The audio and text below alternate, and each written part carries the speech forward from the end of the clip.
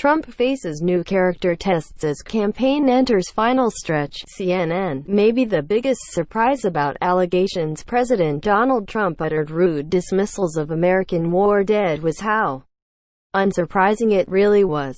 The remarks, reported first in The Atlantic magazine and corroborated by several outlets, including CNN, seemed so in character with Trump's public persona that even an onslaught of denials from current and former officials did little to negate the impression that Trump is a man who sometimes says terrible things.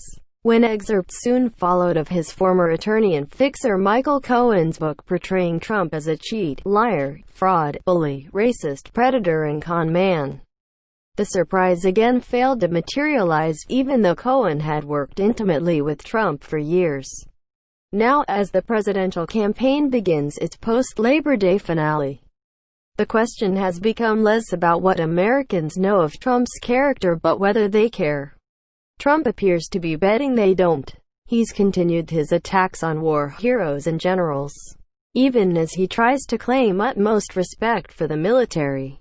And he's dismissing efforts to reckon with the country's racist past, even as he works to convince suburban white voters he's not racist himself. Just as voters' threshold for bad behavior was tested in the final days of 2016, when Trump's vulgar on-camera comments about molesting women rocked the race, Americans this time around find themselves again forced to decide whether Trump's character really matters to them. In the broad scheme of things back then, it didn't anyone. But 2020 could be different, since that race voters have been bombarded with more examples of the president using crude, sexist or racist language, erasing any notion the office might change him and throwing the country's politics into turmoil. An election about character at its heart. The 2020 presidential campaign has always been about character. Even a life-altering pandemic, an economic calamity and a national racial reckoning have become tests of the incumbent's constitution. Whether Trump cared enough to confront a health crisis, whether he understood the suffering of out-of-work Americans, and whether he could speak with compassion to those who have historically been oppressed in the United States. Former Vice President Joe Biden, the Democratic nominee, has expressly made Trump's character the central argument of his campaign, and has been candid that he might not be running for president right now if the incumbent were a traditional Republican and not someone who, in Biden's telling, lacks the moral authority to lead the country. He's sought to cast himself as Trump's moral opposite, and on Sunday, a few minutes after the president arrived for the 296th visit of his presidency to one of his golf clubs, Biden was arriving at church services at St. Joseph on the Brandywine in Wilmington, Delaware. Even Republicans appeared to acknowledge that character will play a central role in voters' decision-making in November, programming their convention last month with personal testimonies to rebut suggestions that Trump is uncaring, sexist or racist, in the hopes of wooing suburban voters who have been turned off by the president's behavior. Yet based on polls, which have remained mostly steady since the convention, those arguments did little to reverse what have become hardened views of Trump as uncaring, disrespectful and churlish. And it's that impression of the president, which he hasn't always attempted to rebut, that makes the allegations lodged this week so difficult for him to shake.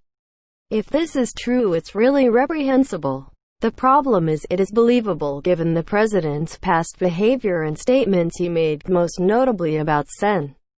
McCain. Former Director of National Intelligence James Clapper said on CNN, after the Atlantic article published.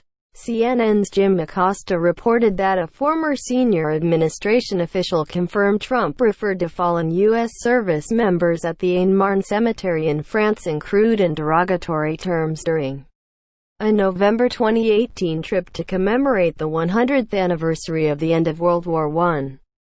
A person familiar with Trump's views also said he has repeatedly questioned why Americans who served in Vietnam went to war, suggesting that veterans of that conflict didn't know how to exploit the system to get out of serving. Trump received a draft deferment for bone spurs.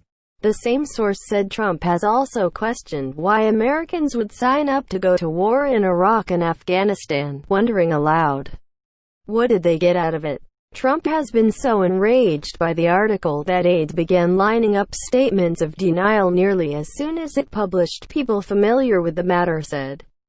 Trump himself issued a forceful denial, standing on a pitch-black tarmac Thursday evening, not seeming to notice there were no lights to illuminate his statement. Absolutely not, Veterans Affairs Secretary Robert Wilkie said when asked by CNN's Dana Bash on State of the Union Sunday whether he'd ever heard the president disparage veterans.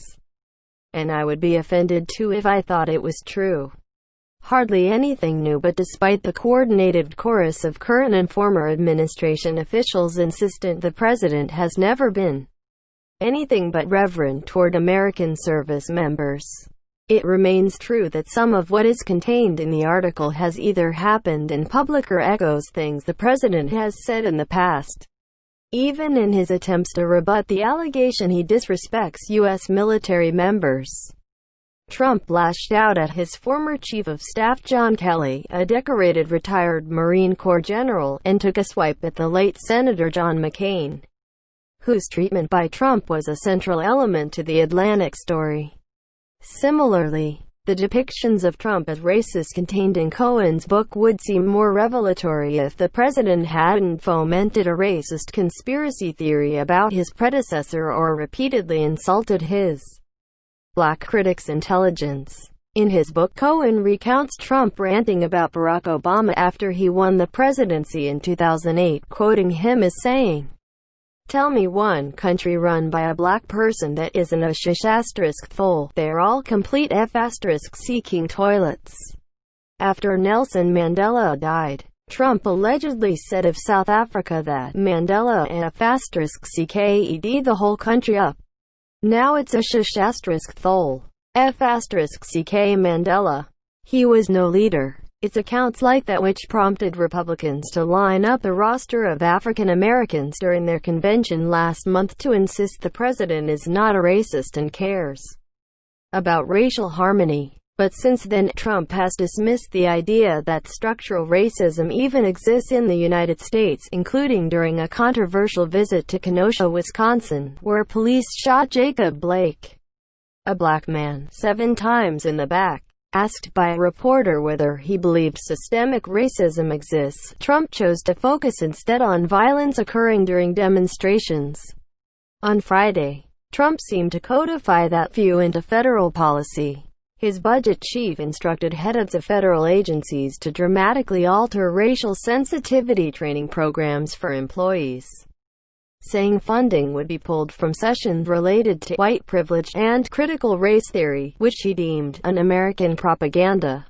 And on Sunday, Trump said the U.S. Department of Education would investigate whether California schools are using the New York Times 1619 Project in public school curriculum. The Pulitzer Prize-winning collection reframes American history around the date of August 1619, when the first slave ship arrived on America's shores. The moves follow the president's pattern of lampooning attempts to process or reckon with the country's fraught racial history. In the view of Biden's running mate, Kamala Harris, the first black and South Asian American woman on a major party ticket, the avoidance of the issue exposes a character flaw. I don't think that most reasonable people who are paying attention to the facts would dispute that there are racial disparities in a system that has engaged in racism in terms of how the laws have been enforced, said Harris, a California senator and former state attorney general, in an exclusive interview with Bash on CNN. "It does us no good to deny that. Let's just deal with it. Let's be honest. These might be difficult conversations for some, but they're not difficult conversations for leaders, not for real leaders."